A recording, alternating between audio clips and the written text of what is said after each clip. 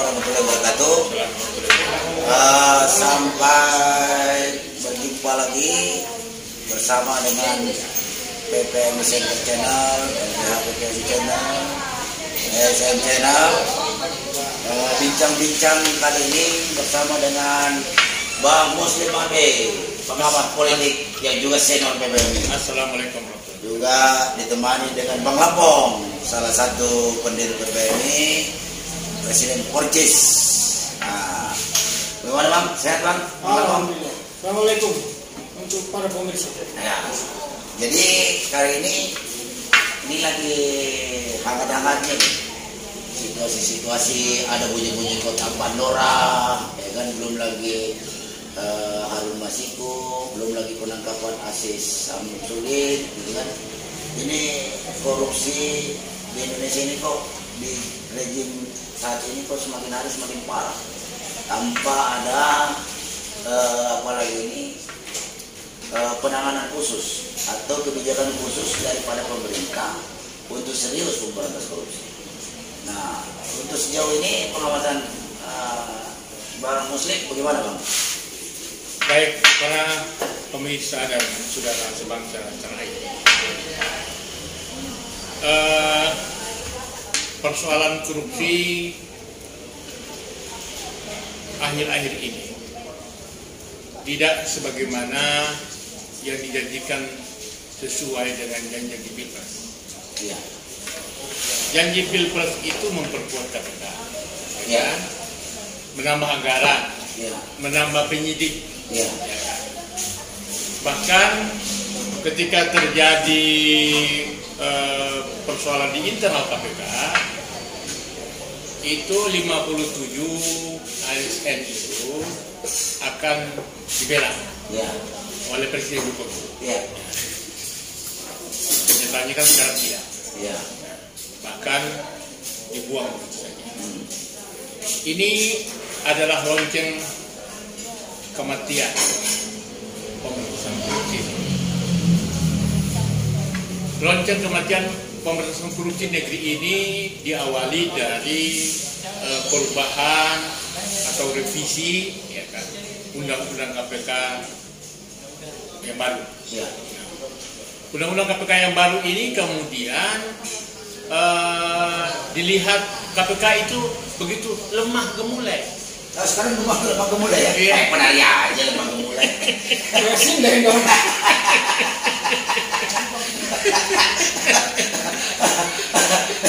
Tidak terlihat karakter kegarangannya lagi kayak dulu ya. Kalau dulu kan Buat drama. Ondel-ondel yang ngamen sambil minta itu ya. iya sambil minta Cepet. recehan-recehan. Ya. Meskipun Ya. kita kan katakan ada penangkapan Haji Samsudin, Iya. ya kan? Ada OTT. Iya. Ini kan receh. Iya. Pasti lah ya. Pasti. Ini ada pekerjaan rumah besar KPK yang sampai detik ini belum berhasil menangkap Harun Masiku. Nah, Itu ya. Harun Masiku lagi. Nah, Harun Masiku lagi. kenapa Harun Masiku ini perlu ditangkap? Karena Harun Masiku ini dari berita yang berkembang, dia ini pada saat Pilpres 2019 itu dia masuk keluar di dalam data komputer. Oh, jadi isi kota Pandora Pilpres 2019 di tangan Masiku. Tangan Masiku. Iya. Tuh, ngeri-ngeri sedap ini. Iya. Ya kan? Dan ini segera dibongkar. harus segera dibongkar. Makanya tadi saya katakan bahwa jika KPK dikatakan tidak lemah gemulai, Iya. Presiden. maka KPK harus berani menangkap Harun Masiku. Karena apa? Kemarin salah satu penyidik yang dipecat atau dikeluarkan oleh KPK, saudara Harun Al-Rashid sudah mengatakan dia tahu di mana tempatnya Nah, Harun Masiku ini. tahu. Nah, persoalan kenapa dia harus dikeluarkan? Oh, jadi Harun Al-Rashid ini dia Tahu namanya Novel Baswedan. bagian daripada 58 57. 57. Nah, 57 yang dikeluarkan dikeluarkan oleh dengan dalih TWK kemarin. Tes. Wah, ini patut dicurigai ini. Nah, kenapa? Nah, makanya keabsahan Pilpres itu, kalau memang Harun Masiku itu ditangkap, Ya. lalu kemudian diadili, nanti kita tahu Pilpres ini fair, jujur apa tidak. Nah, Semakin hari masukin disembunyikan, semakin dipertanyakan itu. Kenapa demikian? Satu, pada saat Pilpres, Bapak Luhut Binsar Panjaitan pernah mengatakan bahwa dia punya alat di satu mobil dia simpan bisa sedot itu data KPU. Oh iya. Itu. Indikasinya ya. Ada pernyataan itu, bukan indikasi. Dia pernah menyatakan di media. Pernyataan. Ukuran bahwa Pilpres ini terindikasi tidak berjalan jujur, benar. Salah satu yang antaranya ada itu pernyataan dari Bapak Luhut Binsar Panjaitan bahwa dia punya alat yang bisa namanya ada yang disebutkan di Pandora Paper. Aduh, ini jangan-jangan beliau ini ahli sedot penyedot. Aduh, ahli sedot penyedot kekayaan negara. Kekayaan negara, data itu juga, data Pilpres kemarin itu, ya kan. Yang kedua, juga menjadi tanda tanya adalah matinya sekitar 800 orang, 817 petugas KPPS. Ini juga menyimpang. Nah, jadi mestinya ini harus diusut tuntas, ya kan? Ada kejaksaan, ada kepolisian, ya kan? Ini harus segera diusut tuntas. Bayangkan saja, anak-anak bangsa yang sudah berjasa bekerja secara maksimal untuk kepentingan Pilpres. Tahu-tahu 24 jam. 24 jam. Makanya alasan mereka meninggal kelelahan nggak usah diangkat. Saya mengatakan kalau lah itu yang meninggal pertama itu Pak Jokowi dan Prabowo. Karena dia terbang ke sana terbang kemari berkampanye kan, dia dulu yang meninggal. Kalau ukurannya kelelahan. Jadi itu tidak masuk karena alasannya mereka pada waktu itu mereka itu dicurigai mati dalam keadaan diracun dan lain sebagainya. Diduga-dugaan ya. Itu yang kedua. Kemudian yang ketiga, hasil KPU diumumkan tengah malam pada Iya. Kayak orang menyantet. Jadi ini kayak pencuri itu biasanya maling itu. Mati tidur. Aduh kayak orang menyantet. Atau misalnya orang miara tuyul atau babi ngepet. Ini tengah malam. Iya. Ini dia. Jadi ini kan jadi bahan membuat kualitas Pilpres kita itu, legitimasinya itu hari ini tidak bisa diterima secara keseluruhan. Di antaranya kalau faktor itu. Jadi dan menjadi perbincangan juga di mana-mana sampai hari ini masih mempertanyakan ya. Nah, jadi kalau misalnya hal seperti ini, ya KPK itu seperti yang saya sebutkan oleh Saudara Harun Al-Rashid, mantan penyidik, itu segera nangkap. Nah kalau tidak, nih KPK ini bertanggung jawab, ikut menyembunyikan, berkhianat bersama-sama. Bersama-sama tindakan pengkhianatan, menyembunyikan. Kenapa yang dibayar negara besar-besar, kasih gaji begitu besar, ya kan? Tapi kemudian menyembunyikan, ini dianggap ikut menyembunyikan. Kenapa demikian? Pada saat Harun Masiku sudah datang ke sini, lalu kemudian Dirjen Imigrasi, ya kan, Saudara Roni Sompi itu membuka datanya itu kemudian dipecat. Itu semua kita tahu itu. Nah itu berarti bahwa memang ada kekuatan yang besar yang bermain, yang menyembunyikan Harun Masiku. Jadi kalau KPK tidak segera menangkap, KPK dicurigai ikut bersama-sama menyembunyikan Harun Masiku. Berkhianat ya.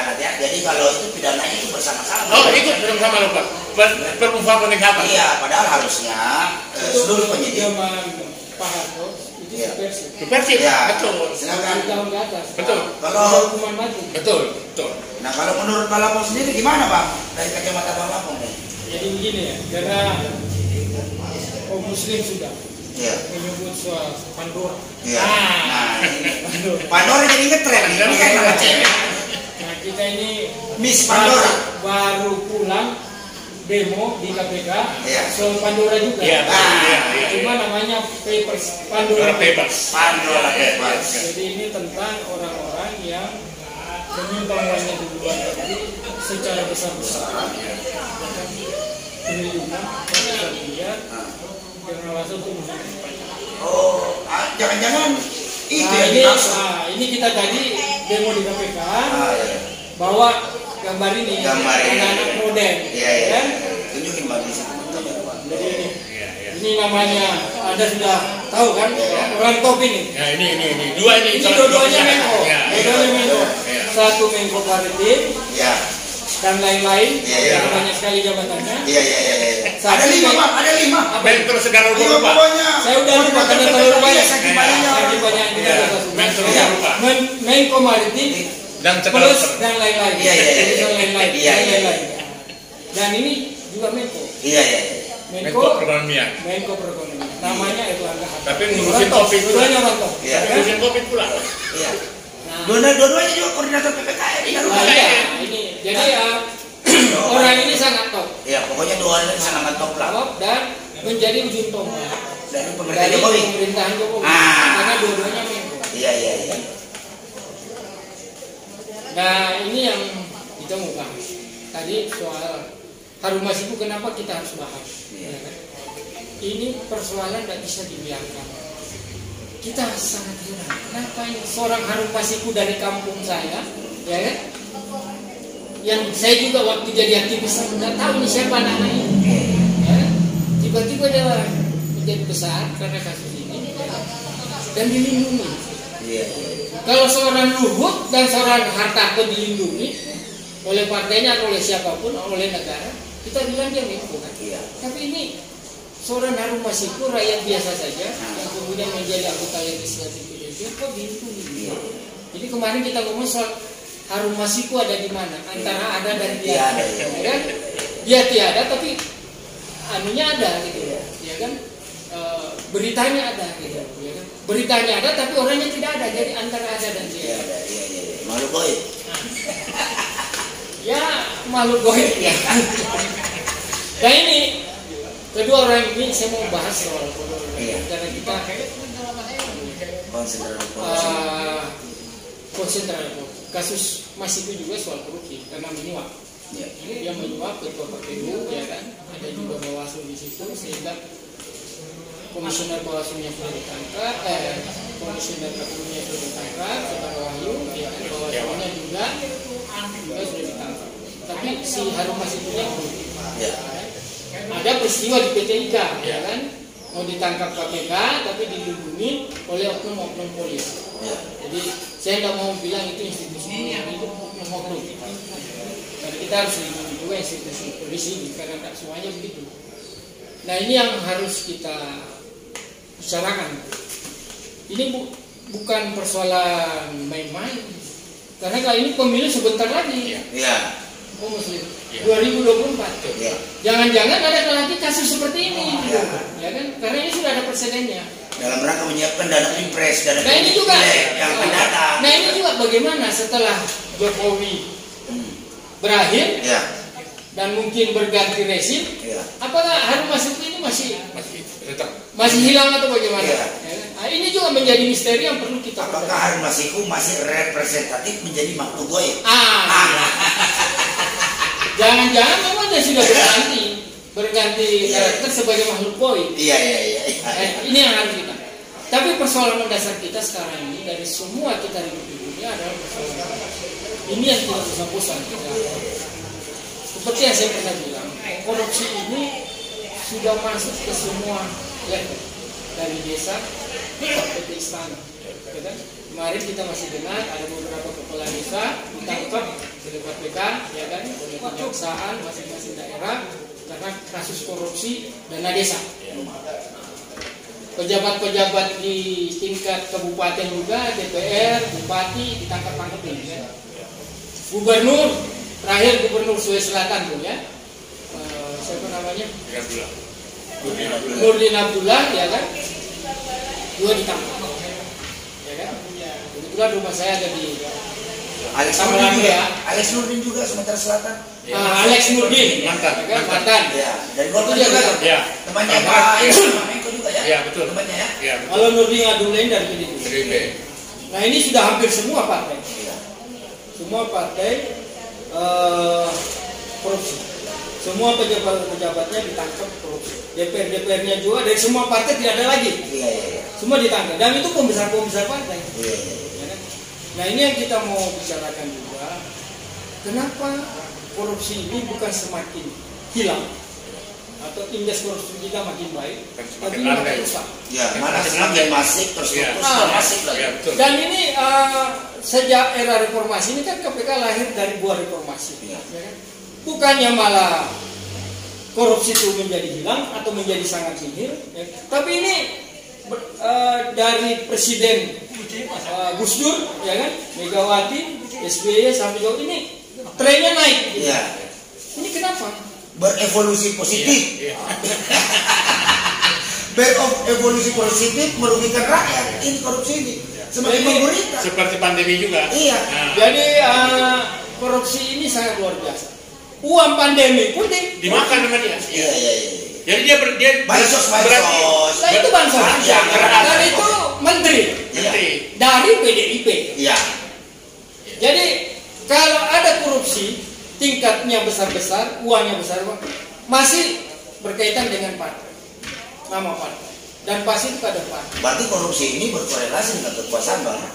Sangat berkorelasi. Jadi korupsi ini terpelihara dengan baik di Republik ini karena kekuasaan itu.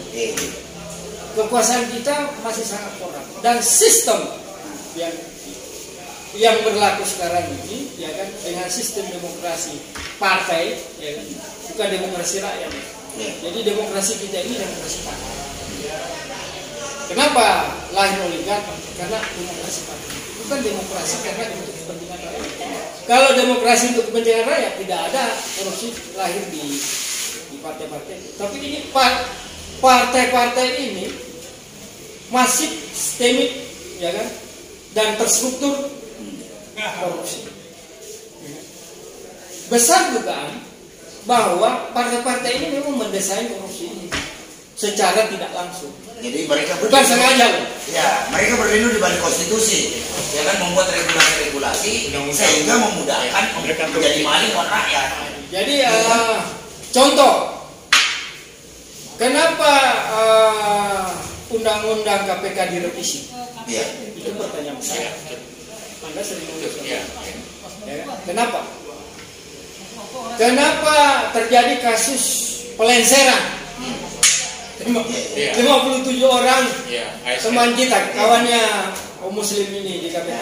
Yang alasan Taliban lah, dengan salah macam-macam lah, Taliban bahwa di sana kelompok radikal. Padahal menurut novel bahwa itu alasan klise aja agar memudahkan mereka merampok. Itu jadi pelenseran yang dikatakan oleh Bu Muslim tadi 57 orang ini sangat erat kaitannya dengan soal Harun Masiku ini karena data karena yang menangani langsung Harun Masiku itu adalah kelompok 57 ini.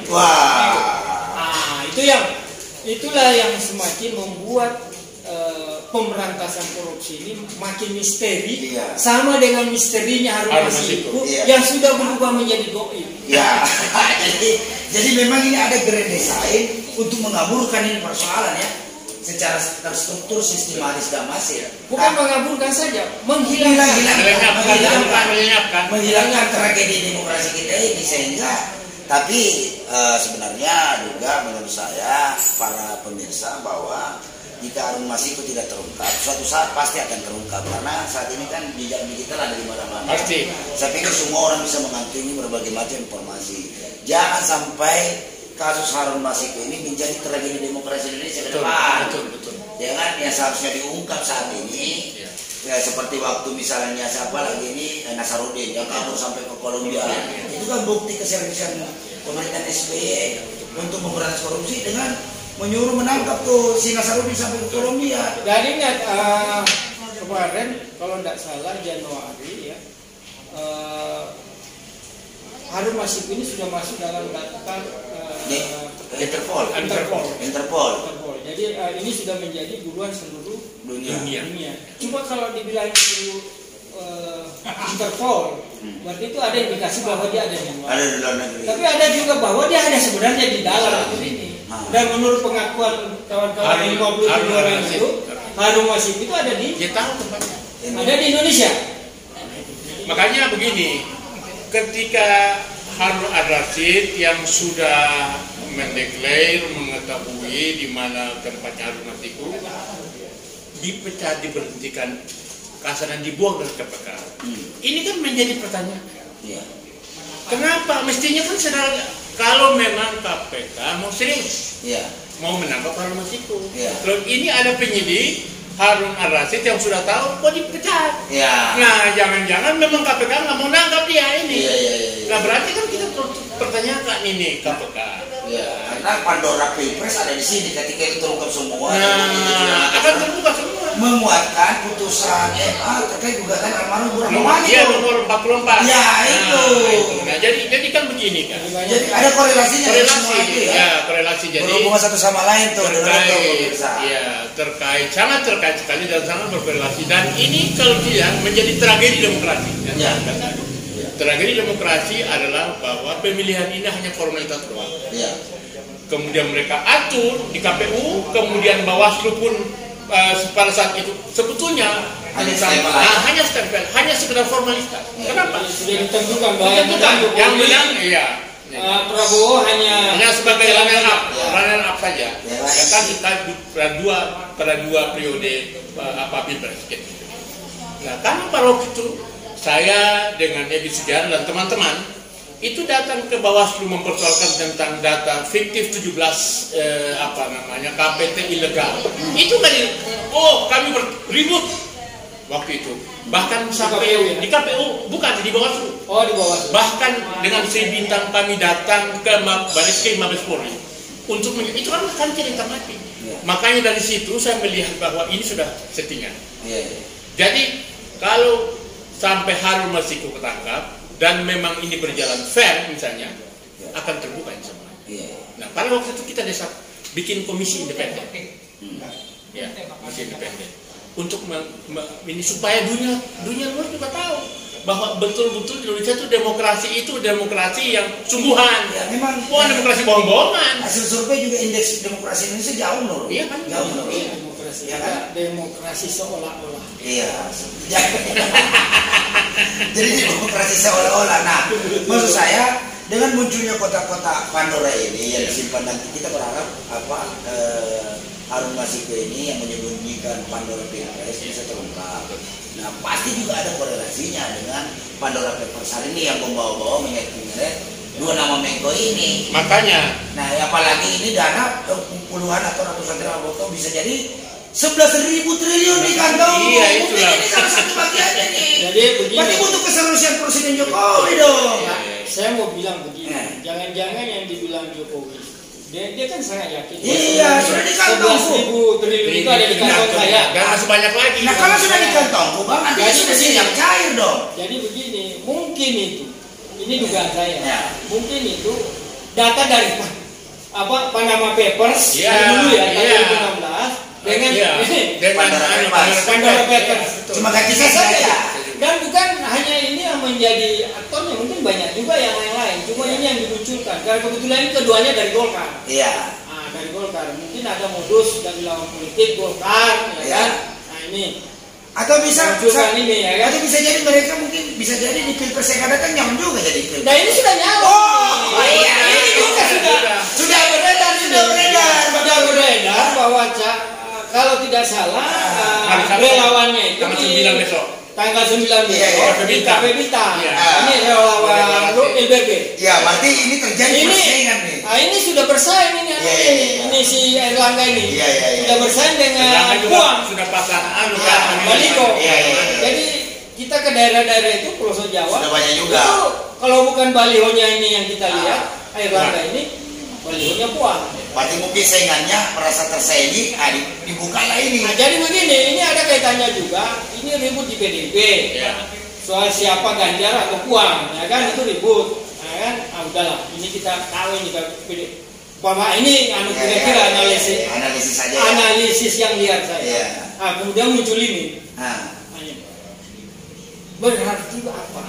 Itu tanda bahwa demokrasi kita memang sudah demokrasi kita itu demokrasi transaksi. Kalau demokrasi transaksi itu ujungnya adalah demokrasi korupsi. Kriminal. Ya memang kan hari ini yang kita yang lahir dari perjalanan bangsa ini siapapun yang pemerintah sampai itu semua itu korupsi. Karena apa? Demokrasi kita memang didesain untuk itu, ya kan? orang masuk jadi caleg bayar urusan nomor, belum lagi kalau bupati beli kursi, ya kan, terus gubernur beli kursi, ya kan, itu kasusnya Lanyala dari di Jawa Timur dengan Partai Gerindra, dan itu sudah orang semua sudah. Nah itu menurut saya, kalau dulu ada istilah demokrasi kriminal atau demokrasi transaksi atau demokrasi apa, abal-abal. tapi kalau menurut saya ini demokrasi korupsi. Demokrasi kita ini demokrasi korupsi. Demokrasi yang korup ya? Ya, demokrasi korupsi. Iya. Jadi demokrasi ini lahir dari suatu situasi yang korup, ya kan? Kemudian menghasilkan pemimpin, ya kan? Menghasilkan pejabat-pejabat, yang kemudian juga dia ikut korupsi. ya Kan? Nah, yang kita sayangkan adalah demokrasi korup ini melahirkan juga untuk mendelegitimasi peran KPK yang ceritanya Komisi Pemberantasan Korupsi. Tapi sekarang sudah ada yang ganti nama KPK, Komisi Pelindung Koruptor. Nah, ini tantangan KPK ini. Iya. Kan? Komisi Pelindung Koruptor yang seharusnya KPK menjadi Komisi Pemberantasan Korupsi atau Komisi Pemberantasan Koruptor. Sekarang sudah berubah nama. Nah, ini yang saya bilang. Jadi ini awalnya dari demokrasi korupsi.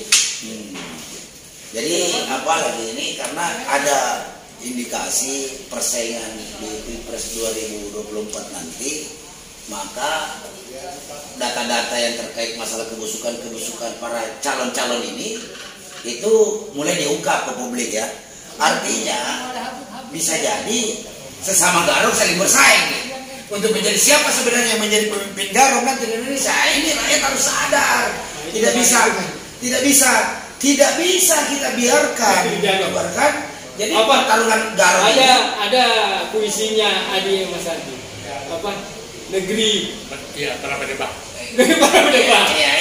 Jadi persaingan antar Garong ini nanti ingin memilih siapa yang menjadi Garong yang paling eksis. Ujung-ujungnya juga tetap berbagi. Tidak ada bicara rakyat kali ini. Yang ada cuma bicara tentang feudalisme, oligarki dan transaksional dalam politik kita. Maka rakyat sebagai pemilik kedaulatan harus bangkit melawan, mulai sadar bahwa rakyat Indonesia harus berani memunculkan tokoh-tokoh baru yang memang siap berhadapan dengan para maling-maling uang rakyat ini. Gitu. Kalau yang itu memang jika DPT itu 0%. Ya, parliamentary threshold dan parliamentary threshold 0% ya. Bahkan presidensial threshold itu pada 0%, itu memungkinkan calon itu bisa saja 500 orang. Iya. Karena kenapa? Ini kan kita sudah 76 tahun merdeka. Masa orang mau mencalonkan diri harus dibatasi 2, 3? Ya, itu demokrasi korupsi. Nah, itu tadi maksudnya kan. Kenapa? Supaya ada pembeli, ada transaksi. Jadi seakan-akan hanya punya uang saja yang bisa berkuasa. Iya. Nah, padahal belum tentu, bisa saja misalnya orang yang diam, punya pikiran yang brilian, punya visi misi Indonesia ke depan, ya kan? Tapi karena memang tidak punya dana, ya kan? Sehingga dia tidak bisa bersaing kompetisi, ya kan? Nah, memang kita sesali demokrasi koruptor itu. Kita tidak boleh. Karena apa? Hasil pilpres kita itu menjadi bahan tertawaan di luar negeri, ya kan? Sehingga satu kali ketika ada satu orang profesor, bahan tertawaan oleh rakyat. Nah, rakyat kita juga mempertanyakan itu. Ada seorang profesor mengatakan, kalau di Amerika begitu pencoblosan itu 2-3 jam kemudian sudah ketahuan. Kalau di negara-negara Afrika itu 2-3 bulan sudah tahu, baru tahu hasilnya. Di Indonesia sebelum pemilihan sudah tahu hasilnya. Itu tanda bahwa memang di sana. Itu demokrasi korupsi. Itulah piawainya mereka melakukan politik ya. Politik halusinasi rakyat Indonesia.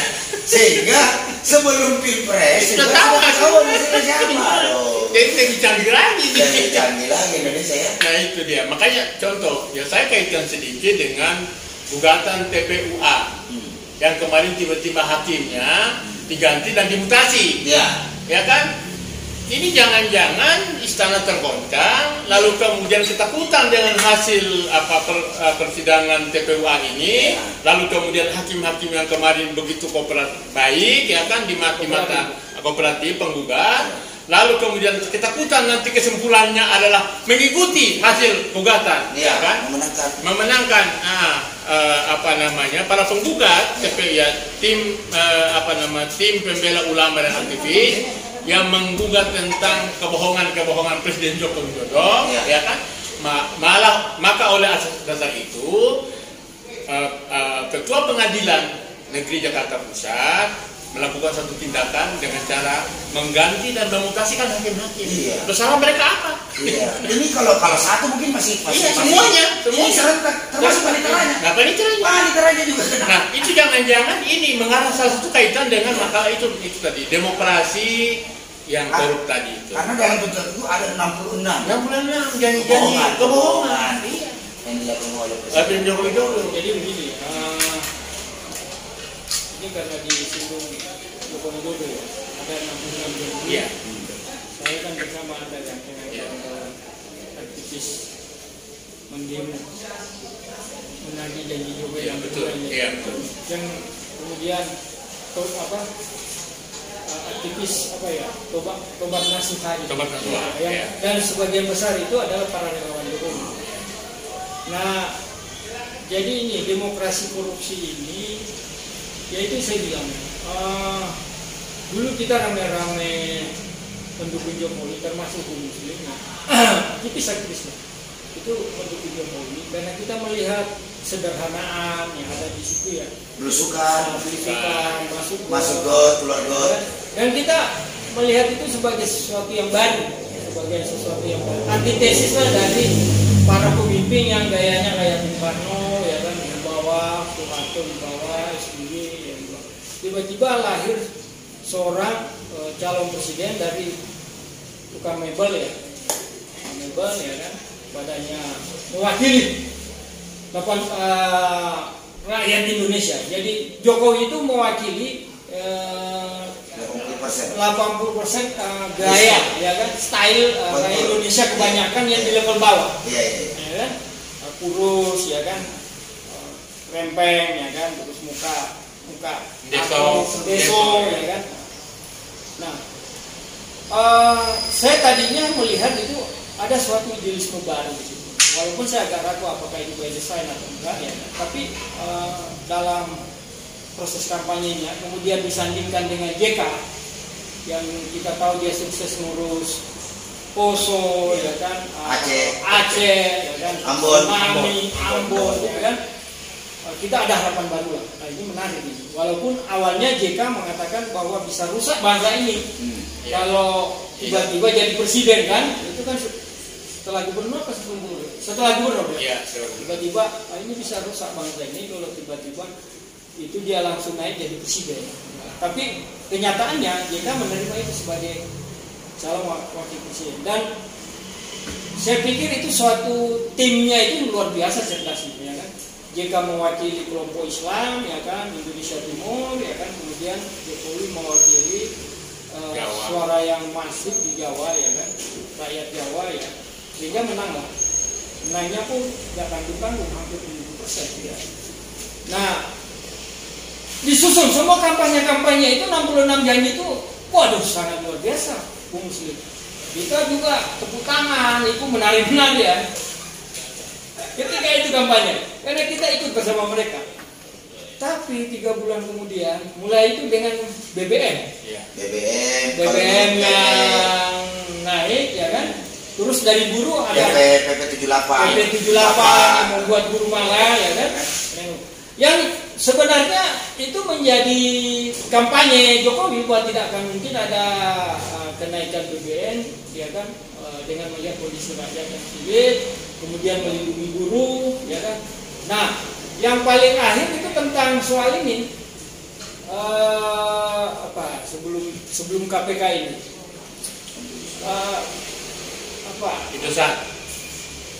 Indosat itu rangkaian semua, ada buyback ya. Kemudian BUMN akan dibenahi, ya kan? Tidak dijual-jual atau diswaskan. Banyak, ya kan? Kemudian pemberantasan korupsi, ya kan? SMK. Semua harus ditingkatkan. Paling ini utang. Tidak akan kita usaha sudah tidak utang lagi. Yes. Ternyata baru tahun pertama, tahun kedua membuat kesepakatan utang. Dan celakanya di era Jokowi inilah utang kita naik dari presiden pertama sampai presiden ke-7 itu hanya 2.000 triliun utang. Di era Jokowi ini naik 2 kali lipat. 6 presiden ini naik menjadi 6.000 sekian. Itu 2 kali lipat dari 2000. Jadi semua yang dijanjikan Jokowi itu semua bullshit. Jadi bullshit dan menjadi kita tidak percaya. Termasuk impor. Ya. Semuanya. Jadi 66 janji-janji Jokowi yang nipu-nipu. Nah, saya melihat ini ada suatu sistem di mana mungkin orang-orang yang awalnya baik seperti kita dulu memilih Jokowi karena kita melihat dia baik, tiba-tiba dia tidak bisa berbuat apa-apa. Karena Jokowi ini bukan pemimpin partai, tidak punya partai, dia hanya diusul rame-rame. Nah, apakah pemilik partai ini, ya kan, kaum oligarki ini sengaja mencari orang yang tidak memiliki kekuasaan benar, ya, dan orang juga baru tahu dia bukan tokoh, ya kan? Jokowi itu pada awalnya bukan tokoh kan, cuma karena SMK-nya itu dia menjadi tokoh, ya kan? Jadi bupati, kemudian jadi gubernur, kemudian jadi presiden. Ini saya makin curiga bahwa ini memang demokrasi korupsi ini memang demokrasi bagi saya, ya kan? Untuk mencetak pemimpin yang bisa dikendalikan oleh kaum oligark atau kaum pemodal. Nah, ini yang saya bilang. Sehingga kalau KPK sudah mulai diobok-obok dengan revisi undang-undang KPK, kemudian institusinya juga sudah diobok-obok dengan penggantian orang-orang terbaik di KPK, 57 orang itu, apalagi yang bisa kita harapkan dari sistem demokrasi korup yang memang tidak mau korupsi ini selesai gitu. Tidak mau memberi KPK bahwa siapapun yang korupsi itu tidak bisa dilindungi dan harus ditangkap, termasuk pemimpin-pemimpin partai. Nah, yang lebih aneh itu menurut saya, ini ada Harun Masiku, dia bukan siapa-siapa, tapi sangat dilindungi. Ini apa? Gitu. Jadi menyimpan misteri besar. Nah, itu dibilang kalau kotak Pandora ini dibuka, itu bisa kita lihat semua di sini. Ya kan? Kebohongan-kebohongan itu, demokrasi seolah-olah itu gitu. Itu siapa? Jadi memang apalagi ini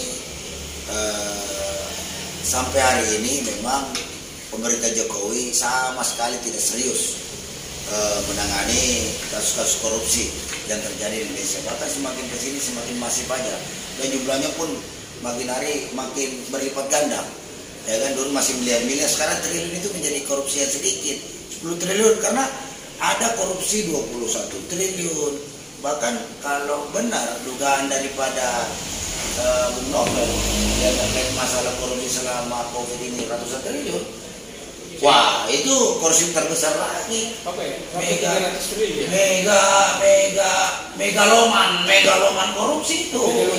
Iya, jadi dia rahasia lagi itu. Ya makanya orang yang memang sudah punya kelihayan untuk mengejar koruptor itu seperti Novel, Harun Rasyid, ya kan? Itu disingkir dari KPK dengan alasan TWK itu, tenaga jabatan, itu sangat tidak tepat. Makanya kemudian sekarang ini Polri mau mengambil alih mereka. Nah, persoalannya adalah begini kan. Ini kan mereka yang sudah dibuang atau disingkirkan dengan alasan TWK. Tapi kemudian keputusan mereka membuang mereka ini kan mendapat legitimasi dari Mahkamah Konstitusi dan Mahkamah Agung, ya kan. Jadi kalau misalnya hari ini Polri, ya kan, istilahnya menambung mereka, kan sama saja dengan Polri mengesampingkan atau tidak menganggap itu KPK, tidak menganggap itu Mahkamah Konstitusi, tidak menganggap itu Mahkamah Agung. Seperti itu anunya itu. Makanya ini sebetulnya kembali lagi kita minta saudara Jokowi sebagai presiden untuk menarik kembali. Iya. Ya kan keluarlah Perpu. Ya. Keluarlah Perpu untuk menarik kembali 57 ASN yang sudah dipecat oleh KPK. Jika Firly tidak mau mempekerjakan itu, maka Firly yang ini. Firly yang harus diproses. Firly yang harus diproses gitu loh. Iya. Sehingga apalagi ini suara-suara pertanyaan-pertanyaan masyarakat terkait masalah calon baloknya penanganan kasus KPK ini terjawab. Apalagi Pak Jokowi kan sebagai kepala negara sekaligus kepala pemerintahan. Jadi semua bisa dikendalikan sama dia. Termasuk yang 2 orang ini nih. Iya. Ini masa Jokowi nggak tahu? Iya, pasti tahu lah. Makanya dengan Pandora Papers ini. Apalagi anak buahnya kan? Iya, jelas Pandora Papers ini kan jelas sudah dimuat internasional. Kita minta supaya dinonaktifkan. Tapi sampai hari ini Pak Jokowi belum statement ya terkait masalah. Ya segera di statement. Belum ada Kalau tidak segera melakukan statement, maka benarlah bahwa yang saya ngomong di media itu bahwa Jokowi itu dibawa, Presiden Jokowi itu dibawa bayang-bayang oligarki. Ada satu hal yang sangat berbahaya. Seperti saya bilang tadi, utang makin meroket. Jadi gambar Jokowi, meme Jokowi yang meroket itu, ya itu utang. Ya kan? Bukan pertumbuhan ekonomi. Ini kan kita makin meroket, ya kan? Terus korupsi juga makin meroket. Nah, yang celaka kan ini itu uang dari uang utang. Kemudian ini rame-rame dibancakin, ya kan? Untuk dikorupsi ya. Nah sekarang ini kita ngutang hanya untuk bayar utang saja. Ya, tahun 2024 itu 204. Jadi utang hanya untuk bayar utang. Ada yang mengatakan, saya belum tahu baca laporan khususnya, itu hanya untuk cukup bayar bunga utang. Ya. Dan dampaknya ya itu Menteri Keuangan mulai menyusun draft undang-undang atau peraturan pemerintah tentang semua mau dipajaki. Semua dipajaki. Termasuk pendidikan, kesehatan, kesejahteraan, ya kan. Dan lain sudah mau dipajaki untuk menutupi kelakuan para maling-maling uang rakyat ini. Wah, sementara ada orang punya uang puluhan triliun, ya kan? Tidak bayar pajak. Banyak mau menghindari bayar pajak. Itu kan sudah diduga hasil garap, tidak pula mengeluarkan pajak. Makanya kan begini. Begitu terus sekarang. Makanya kan kalau sudah seperti itu, meskipun ada bantahan bahwa itu kan sudah 10 tahun yang lalu keluar, tahun 2010 keluar. Tapi begini kan, orang yang sudah punya karakter begitu, itu perlu dipertanyakan dari mana hasil kekayaan didapatkan. Kalau hasil kekayaannya dapat itu halal sesuai dengan konstitusi, ya dia umumkan. Iya, tapi di berita ada Pak Luhut mengakui dia menguasai 60.000 hektar. Nah, pertama kan di Kalimantan Timur. Kebetulan juga dulu pernah saya ke sana. Namanya PT Toba Bara. Oh itu luas sekali memang itu. Waduh, sejauh mata memandang itu tambang batu bara yang besar itu di daerah Kalimantan Timur. Makanya kalau yang seperti itu kan ketika seorang pejabat atau pejabat negara ya kan sudah berusaha untuk menyembunyikan harta kekayaannya dengan cara menempatkan di negara yang ada suaka pajak ya kan, melindungi pajak karena orang tidak orang di situ orang tidak bisa tidak ketahuan, tidak membayar pajak dan sebagainya ya kan. Di Pandora Papers itu ini orang pejabat seperti ini jelas cacat moral. Padahal mereka di Sumba ya? Iya di Sumba pakai Quran. Kemudian yang Nasrani pakai Alkitab. Jadi begini. Jadi sudah tidak ada makna daripada kita pegang suci itu ya. Tidak ada. Permainan saja. Jadi kita desak supaya mulai hari ini kita minta saudara Joko Widodo untuk menonaktifkan minimal. Jadi kan ada dengar mau reshuffle. Iya. Nah ini kesempatan. Membersihkan ya setidak-tidaknya di akhir masa jabatannya dia dinilai agak lebih pro rakyat kan? Nah, karena begini ini kan pusat kekuasaannya namanya presiden itu kan punya 1001 macam kemampuan melakukan kebaikan terhadap kita. Tapi sebaliknya kalau dia tidak mampu, dia juga punya dimanfaatkan orang untuk menggunakan satu cara untuk menjadi penjahat. Karena begini, ini saya mau kutip ini Nelson Mandela. penjahat itu tak pernah membangun negara. Mereka hanya memperkaya diri sambil merusak agama. Ini yang repot. Kalau semua produk negara kita, demokrasi korupsi ini semua penjahat, ini kita tunggu aja NKRI 20 tahun ke depan, apakah dia masih utuh sebagai NKRI atau sudah terpecah-pecah menjadi negara-negara? Ataukah memang nanti ke depannya ini pada akhirnya rakyat Indonesia ini sampai ke titik tadi sudah bosan dengan janji-janji politik, sudah bosan dengan pencitraan ini itu, sudah bosan dengan janji-janji manis, sudah bosan dengan kata-kata manis, ditontonkan hal yang sifatnya kamuflase tapi tidak berdampak langsung terhadap kehidupan pribadi rakyat Indonesia. Nah, ini akan pasti kedepannya pasti dapat memicu, otomatis perorangan akan terbangun dengan sendirinya.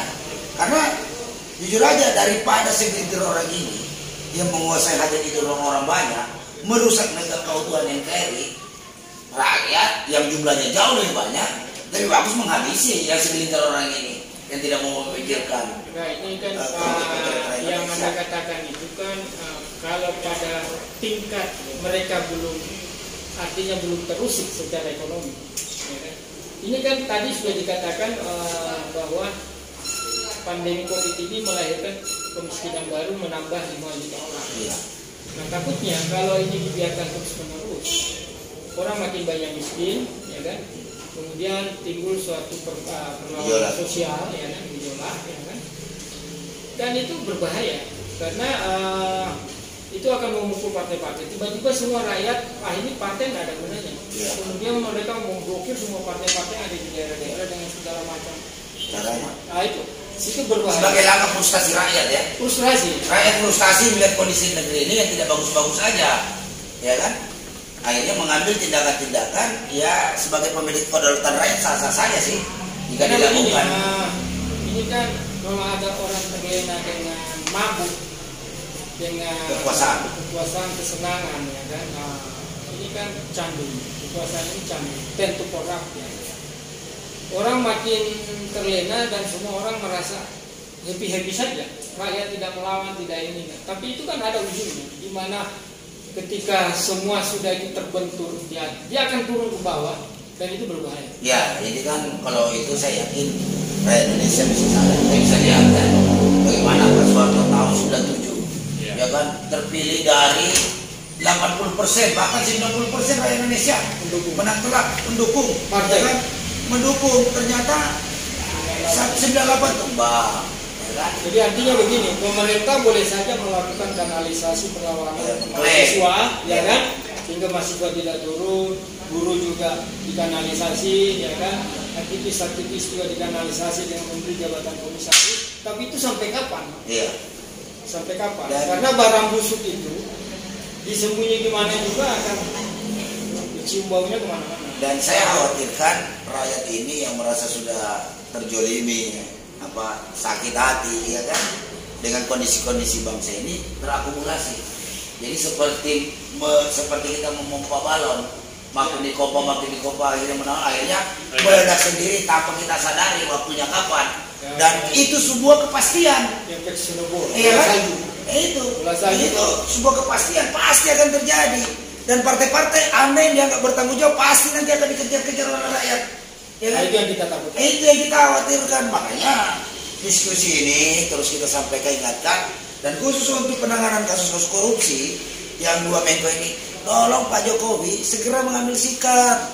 Jangan diam saja, apalagi bilang bukan urusan saya. Ya urusan Bapak lah. Ini kan menteri Bapak. Iya kan, jangan bilang bukan urusan saya.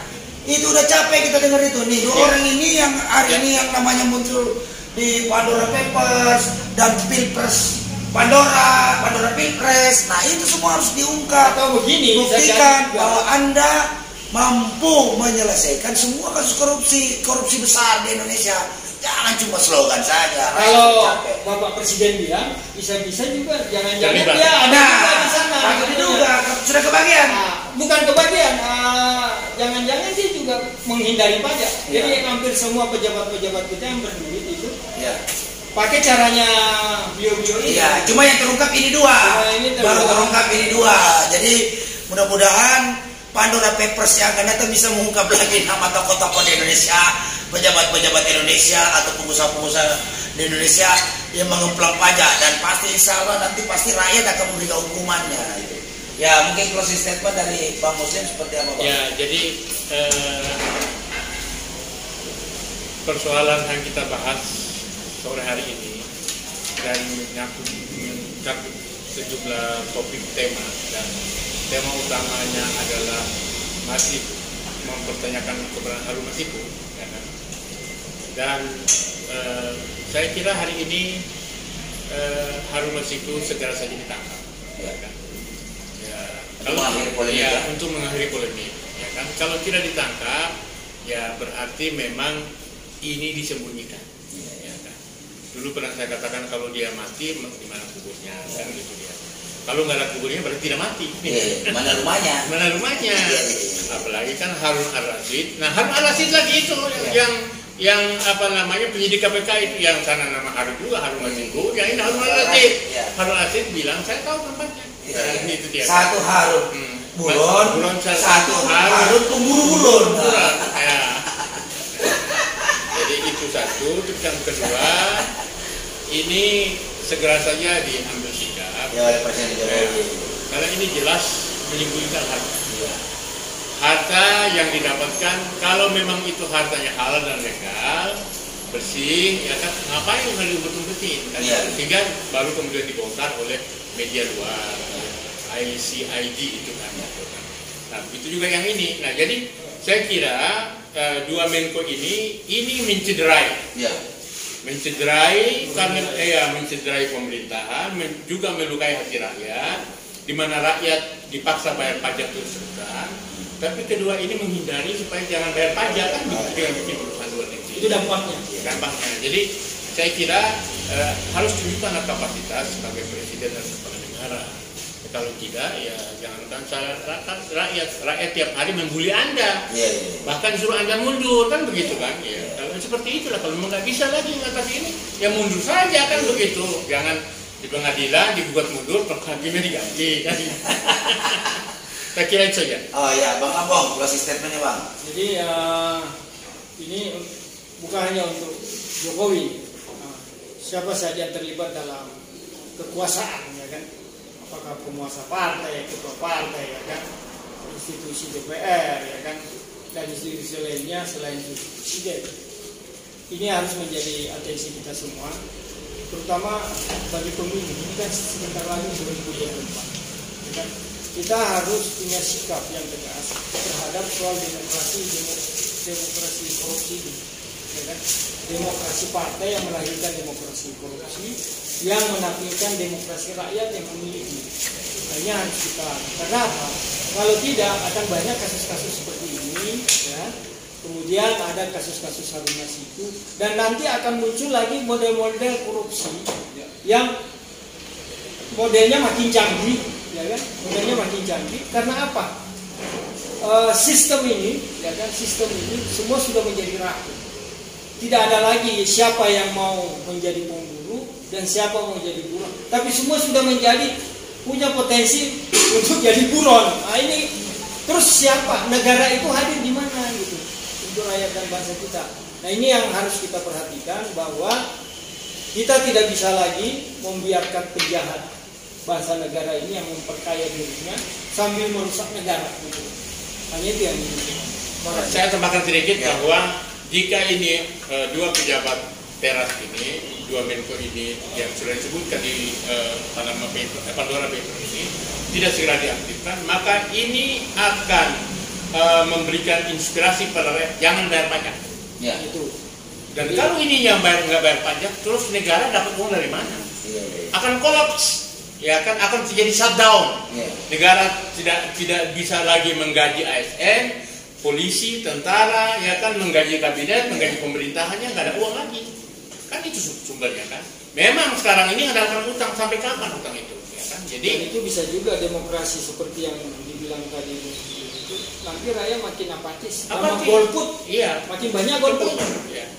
Jadi itu sebagai jadi ini jangan dianggap bahwa ini tidak punya efek yang sangat dasar, bahwa ini akan memberikan pelajaran ke rakyat. Oh, jangan jangan kita bayar pajak. Mereka pejabat-pejabat saja menghindari bayar pajak kok. Nah itu dia.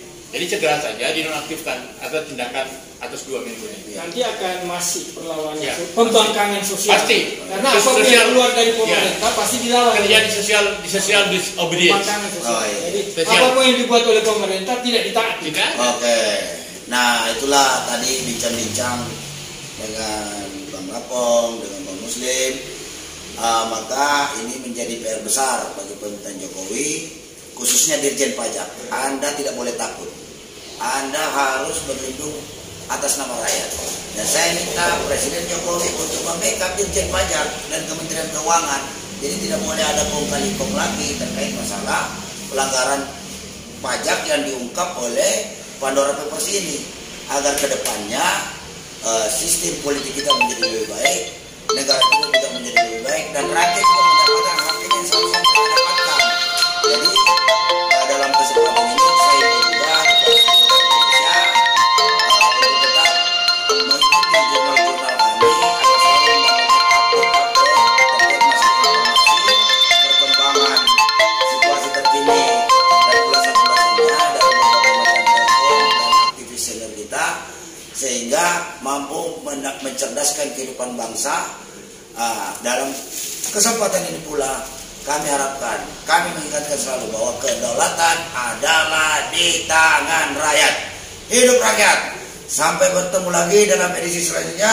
Billahi taufiq wal hidayah. Wassalamualaikum warahmatullahi wabarakatuh. Allahu Akbar. Hidup rakyat. Hidup rakyat.